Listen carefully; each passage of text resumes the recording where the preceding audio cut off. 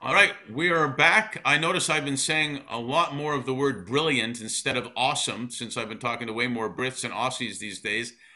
Sasha, welcome back. Can you introduce yourself again? Thank you. Yeah, sure. Sacha Sorrell. I'm the CEO of Realize Partners.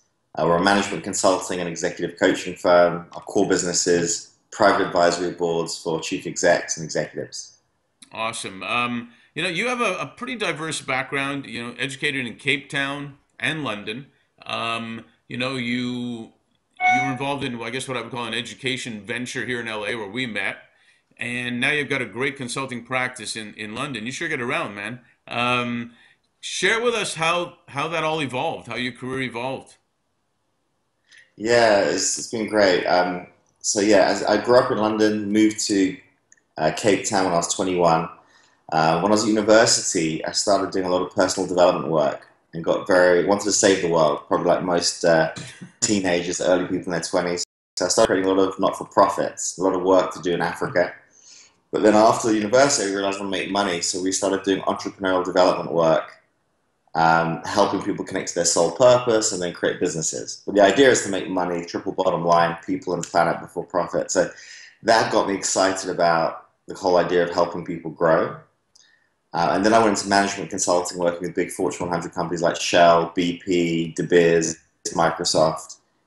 And then I built a company there for 10 years, got divorced, which was a challenging time, and wanted to change. Been there. Wanted to meet a nice Jewish girl, so I moved to LA. So well, actually, it was a client of mine, Mathnasium, and they actually had to employ me for visa purposes. But fundamentally, I was working with the chief executive as a management consultant, executive coach to help him build the company. Very successful, grew from 20 million to 50 million, which is great. Um, but it was also challenging. I'd never been employed officially before, so I was dealing with all the corporate politics and all that stuff. I suppose the key learnings was like learning about cultures. The culture in the UK is very different to South Africa, is very different to America. It's been, and also with Mathnasium, we were in 16 countries, so I was actually dealing with all the international business for a while. So I think the gift I've had is just the diversity and learning to adapt and connect to different cultures and values, which has really been a great skill. And really the blessing of, for 15 years I've worked with CEOs of startups, mid-sized companies, as well as large corporations. So working with different leaders and learning from them has just been, and sometimes it's a bit embarrassing because I'm getting paid to learn from people far more successful than me, which is a privilege. So it's really been a blessing. And I think one thing I've learned is always do what you love. The most successful CEOs that I've seen are people who are passionate about what they do. They're very driven. And also they're people who really want to make a difference. It's not just about the money, which is something which is important to me because our work is about the triple bottom line, people and planet, and the profits will come. If you look after your people, linked to what you do, Mark, I mean, headhunting is so key. If you bring in the right people, look after them, they're going to stay and they're going to help you build your vision. Yeah, So, you're anyway, so I'll stop there. No, that's good. You're 100% right because very often when we do executive searches, we'll interview management and more than it should be. We ask them what their vision and mission is, and every once in a while, someone says, a lot of times they're not aligned when they talk separately to us, but a lot of times also they say, well, to make money, and that's not the vision, obviously. As you say, that comes from the vision. So really, really smart point. I've also been fortunate to work with a lot of people globally, startups to big corps, etc. And I thrived. I love the similarities and the differences. I think the differences are great. How have you adapted in your business engagements to, as you said, the different cultures, the different languages, which I know you speak some, and the challenges and the opportunities? Yeah, it's a great question. So for me, if you look at all the great companies from a business perspective, they all have very clear values. So Microsoft has its values, Apple has its values, different cultures, Coca-Cola has its values. So yeah, they're all international companies, right? Right. So for me, it's also about attracting talent and people who share the core values. So while there might be cultural differences, I think the core values have to be aligned. for it to work. So a value could be whether it's responsibility, integrity, customer service. You'll find people who have those values. Doesn't matter what country they're from, what gender, what religion. And I think the best companies do a great job at recruiting people who share those core values and can express them, live them. It's another great point because, again, what we find is we can always find the qualifications and at that, especially at management level and up through boards, the leadership wants someone that does that is aligned with their vision, is aligned with their values, and is, as we call all the time, the right fit. Doesn't make a person good or bad, but it's got to be the right fit, and it comes down to, it comes down to that as to selecting each other, not just management selecting the candidate, but the other way around too. So Absolutely. when you're Yeah. advising, I'm assuming that always comes into play, right? Absolutely. I mean, it's a two-way match. So, an individual should be inspired by a company's values. So if someone wants to go work for Apple, the culture there and the core values there is very different to Microsoft. I've worked with Microsoft. It's a very different culture. Not right or wrong, it's just different. Right. So it's about understanding. I think the key thing is understanding oneself. If you're looking as an executive for a job, knowing who you are, knowing what your values are, and knowing what type of environment will you thrive in. So, absolutely, when I coach CEOs and executives, I'm bringing people in. It's absolutely got to be a two-way thing, you know. And I think when it's a right fit, things happen, things flourish. If it's not a right fit, if the company culture is strong, it will eject the wrong people naturally. And don't you find that some of those people will also deselect themselves? Absolutely. I mean, I had that in my experience myself at Mathnasium. So even though I was a consultant, I was still in the company, and it didn't work for me. It wasn't the right culture. It's a great company. Great company. It's a Fortune 100 franchise. It's doing incredibly well. It was a privilege to work there.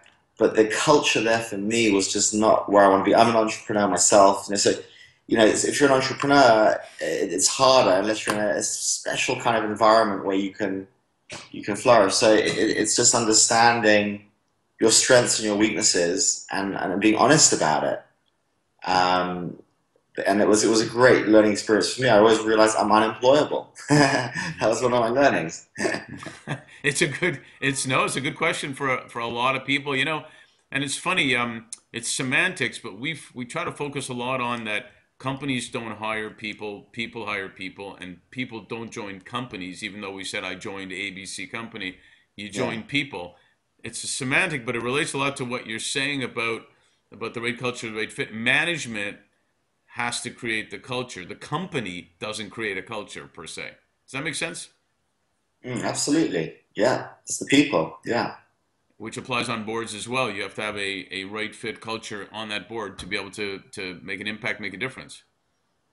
Absolutely. It's all about alignment. I mean, I think it's not just in business, but personally, right? In relationships. If you look at your friends, we like people who share our values, and we don't like people who don't share our values. We think they're idiots, right? They're not idiots, of course. They just have a different value system. Well, and that leads to So, another good point. So diversity is a huge topic. It used yeah, to be, especially if we talk about boards, advisory, and others, it used to be that good old boys club or selecting all the people that were like you for boards. Now that's changed, I think, way to the better, and it's even going to change more. What's your thoughts on that? see, I still think that the core values have to be aligned. I Right. don't think if you look at the best companies factually, look at the data, like the research that Jim Collins did from Good to Great, which most people have read. The best companies have a cult-like culture. People have the same values, but the diversity needs to come, obviously, in skills. That's the diversity. So, great skills in finance and diversity within finance, whether it's corporate finance, M&A, whatever's required for the company, marketing skills, sales skills, technical skills, manufacturing, if that's your. So, whatever the skill set is, that's where the diversity comes. But the core, I think the big mistake people make is, oh, we should have someone who I completely don't like or has a completely different value system. No, that's dangerous. So I think the core values stay the same, but the diversity comes in skills. That's the critical. That's my view. Yeah, no, I think it's right on the money. So, especially for up and coming leaders, which in this Mm. day and age, up and coming leaders are getting younger and younger all the time. Um, Yes, share with us or tell us how relationships, as you mentioned, is so important that you've developed over the years has impacted, or does impact one's personal and career growth. critical. I mean, I've got when I got back to London last year from America, from LA, where we met. I have one of my first client when I relaunched my business, which I had for 12 years, and I relaunched it. I sold my previous business when I left South Africa, and so started a new one. I had a relationship intact with a very successful entrepreneur who became my first client here. And through that relationship, I got referrals. And now, within a year, I've got a thriving business. I've got 3 boards up and running. I've got an online business about to launch. And I would say, that relationship definitely helped me get things moving. So I think I didn't connect with him I didn't see him for probably about 8 years, but we kept in touch on Facebook. Not all the time, every few months, how Sure, you doing, how's the family? sure. But I think it's absolutely critical. And you know this, it's all about relationships. And I think if you keep the relationships and to be honest, as I'm saying this, I need to make more of an effort, to be honest. I've got relationships globally, and I need to make a conscious effort to stay in touch with people. And also, it's just nice. It's like not only for selfish reasons, because you could potentially do business together, but actually, it's nice to be nice. It feels good to see how your friends are doing. And It's a great line. um, It's nice to be nice. I like yeah, it. yeah, No, it's funny because there's so much opportunity to connect more these days with technology, and yet a lot of times you hear that we're connected more, but we're not really connected more. yes, it's true. We're not using it. We're not using it. And I think what you're doing with these videos is brilliant because you're connecting people, you're sharing wisdom with people. Yeah, it's great to connect with you. Great to see you. It's like it's a nice thing to do. Well, So it's yes. I only have so much wisdom to go around, so I got to find it somewhere else. Right. Hey, little personal stuff. Do you have a pet or pets? Oh, I love dogs. I left my dog actually with my ex-fiance in LA. Oh I had a no! beautiful German Shepherd. A beautiful German Shepherd. Ah, I miss him a lot more than I miss her, to be honest. Oh, I'm great! not I'm glad we have that on video. um, actually don't. I'm living in a place, a penthouse in Primrose Hill, and unfortunately I can't have any pets where I'm staying. But my next step is to get a house, and when I get a house, then I'll look to get a dog. there you But go. Well, I mentioned to you we have this new series that's developing somewhat somehow called Pets and Their yeah. Executives. So we'll make sure we get you on that. Hey, do you have a favorite activity or sport? Yeah, I play a lot of tennis. Hmm. Tennis, I try and play at least 3 times a week, three, Well, 4 times a week. And yeah, I love being outdoors, get outside in the park and swim a bit, and yeah, try and stay active. cool. Well, you're looking good, so it must be working. Do you have a favorite movie, TV show? I've got addicted to this thing called Sons of Anarchy that I'm watching at the moment. Do you Oh, know Sons cool. of Anarchy? It's actually a US show. Yeah. It's the bikers. I think they're ripping off the Hells Angels, but it's just brilliant. So I watch that, and I like it because it's all about problem solving. They constantly have issues and problems, and I like the way that they have to like problem solve. Kind of like use some of the skills for business consulting. You Yeah. get addicted to them. I'm addicted now to House of Cards, which I haven't seen yet, and it's like Ah, ridiculous. brilliant. It's Brilliant. crazy. It's crazy how Yeah. you get addicted. Any favorite book? Oh, I don't like fiction. I love autobiographies like Steve Jobs Hmm. or Richard Branson. I love reading about successful people and how they've created their success, overcome challenges. I'm always reading something like that, or psychology books, spiritual books, business books. Yeah, that's the kind of stuff interests me. Well, that's consistent with what you said before about getting paid to be mentored by great people, right? Yeah, It's always good to be around yeah. great people. Do you have a favorite type of music or food? Um, Music. I like all kinds, everything from classical to rock and roll. U2 is probably my favorite band. Big U2 fan. Food, Thai food, Ah, I'd say. Ted. Pad Thai. That's right. Nice stuff. Yeah, Hey, that's great. Thanks so much for sure. participating, and we'll talk to you soon. Great. Thanks. Thanks, Mark.